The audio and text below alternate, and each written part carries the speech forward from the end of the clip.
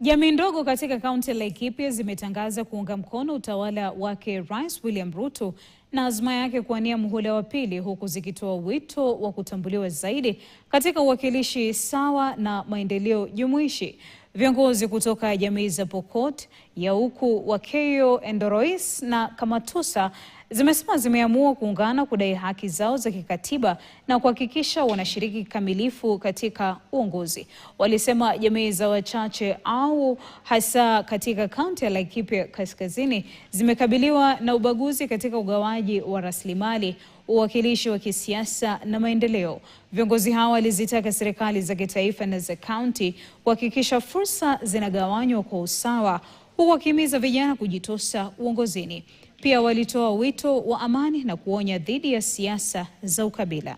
Majority katika Laikipia ambayo wanasema ni watu wa milima. Sisi tukiwa watu wa Laikipia North ambayo ni minority, tumeamua ya kwamba tutakaa pamoja.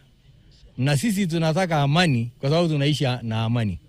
Tunataka marafiki yetu ama mandugu tukae na amani na tuweze kuenda mbele, kwa sababu watu wasipo na amani hawezi kuenda mbele.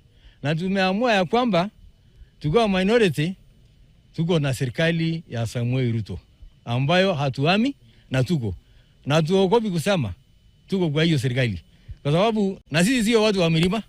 Milima iko kando na sisi. Siasa Laikipia, sisi tunataka umoja na tunataka haki katika jamii yote wakati wanafanya kila kitu katika serikali ya Laikipia County.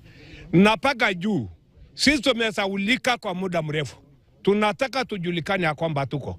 Lakini sisi hatupingi mtu yeyote. Lakini matamushi ambao wakubaliwa na dunia na kubaliwa hata na Biblia wasijaribu kuleta katika jamii ya Laikipia. Nitahakikisha kuwa sisi jamii tutakuwa tuko pamoja kila wakati.